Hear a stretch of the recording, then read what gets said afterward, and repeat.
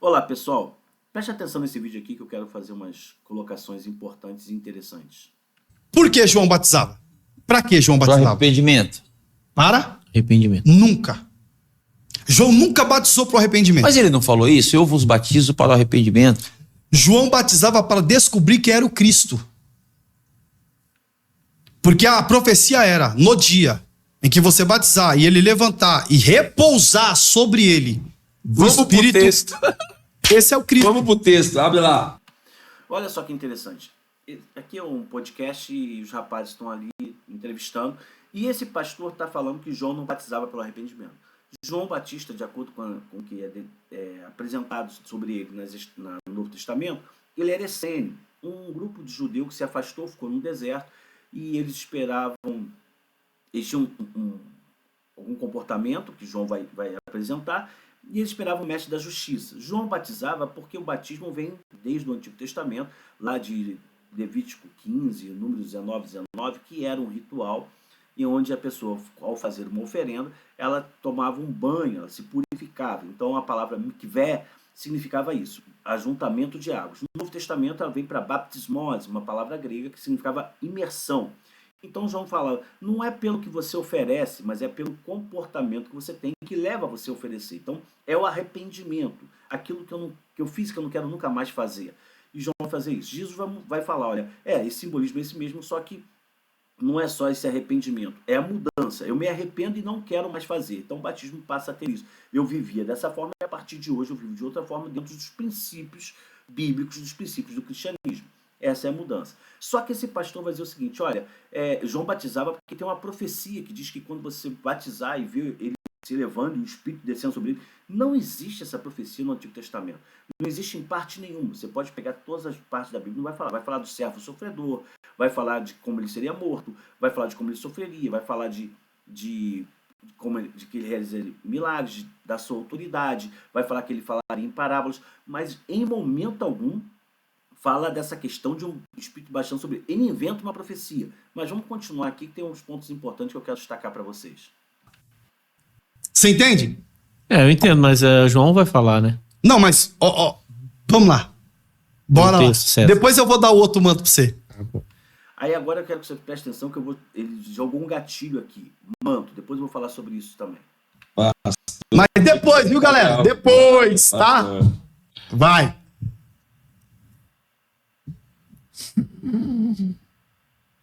Pega. Arrependimento de pecado.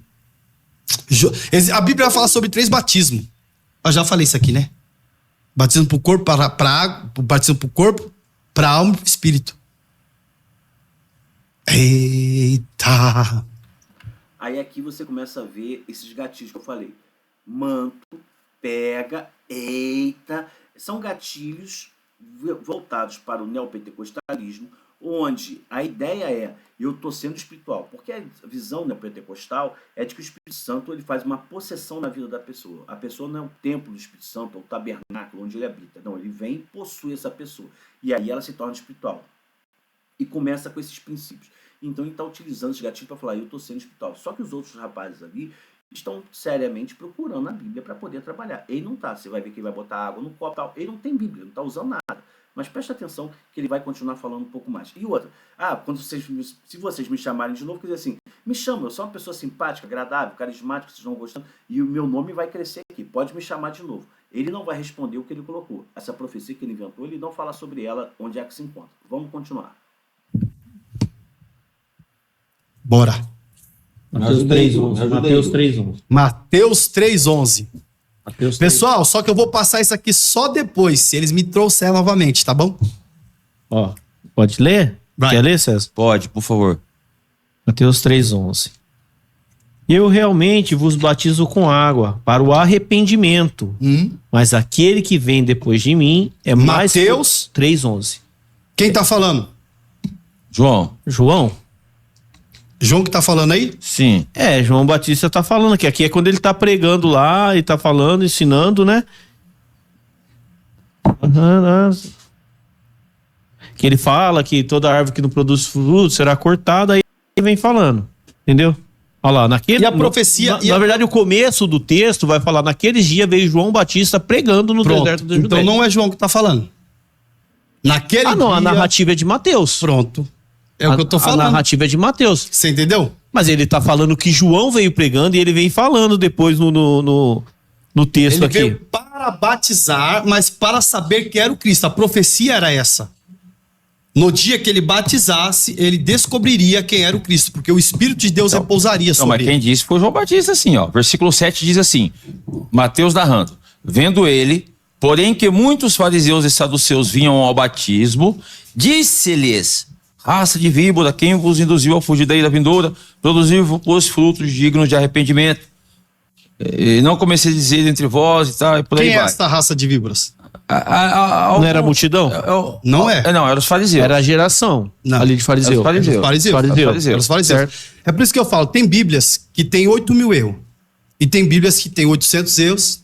E tem umas que são muito mais aproximadas do original. As traduções aí vem... A gente tem que ver os textos originais, você entendeu? Nós temos... Aí ele começa a trabalhar em cima do texto. E aí ele começa a querer combater o texto. Ele já falou novamente da profecia, ele não cita onde ela se encontra, ele vai falar da Bíblia, ele começa a trabalhar. Mas quem está falando? Né? Todo o Novo Testamento são narrativas, são cartas que foram enviadas. Eram cartas que foram enviadas para comunidades cristãs, para líderes de comunidades cristãs.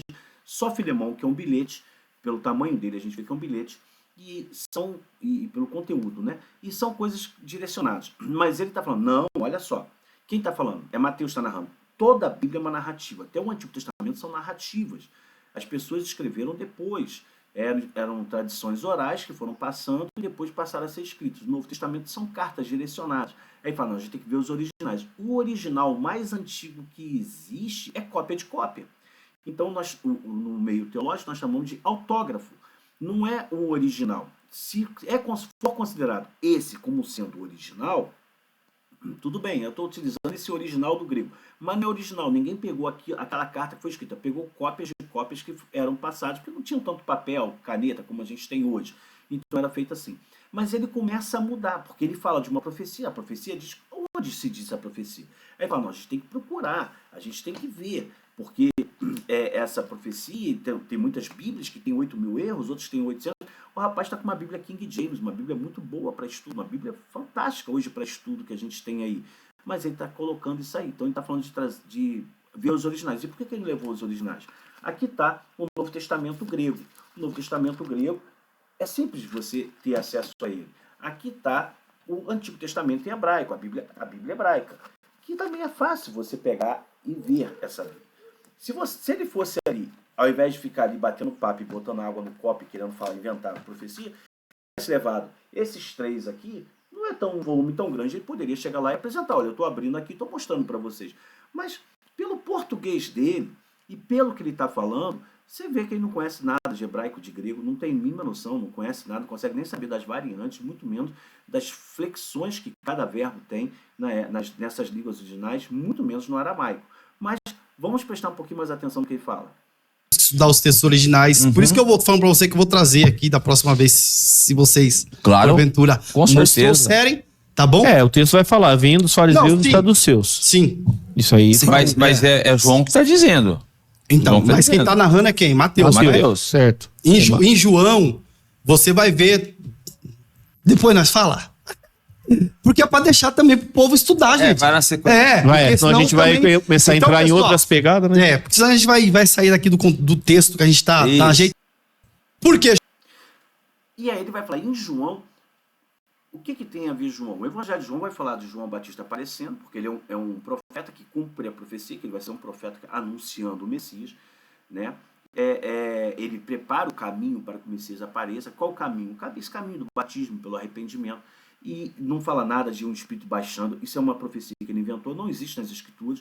Aí ele fala, não, a gente tem que ver os originais, mas se vocês me chamarem e tal, a ideia, me traz de novo que minha igreja vai crescer, meu nome aparece, eu vou ser um grande pastor.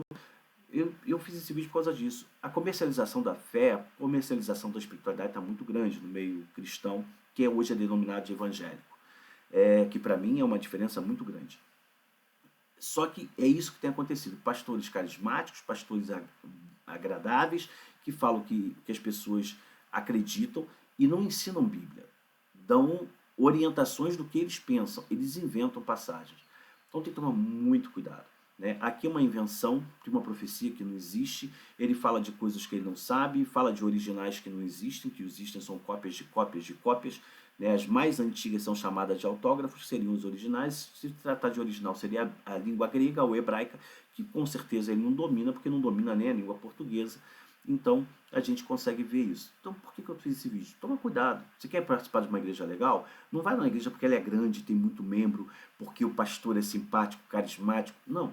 Vá numa igreja onde eles ensinem você a conhecer a palavra de Deus. Uma igreja onde eles ensinem você a estudar a Bíblia. Não é pelo que o pastor diz, mas é como ele orienta você a conhecer, a compreender as Escrituras.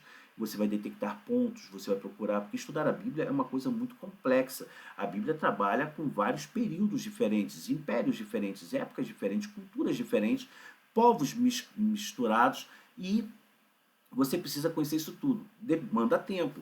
É um livro muito bom historicamente, em todas as áreas a Bíblia é muito boa, mas para você conhecer você tem que ter uma dedicação. Então procure igrejas que ensinem isso a você. Não procure igrejas que coloquem regras ou que o pastor fale e você vai falar, porque o pastor é muito bom, é espiritual. Isso não tem espiritualidade nenhuma. Tem gatilhos para mexer com a pessoa e falar, eu estou sendo espiritual. E não há necessidade disso. Jesus nunca fez isso. Jesus falava de forma simples, onde todo mundo entendia ele.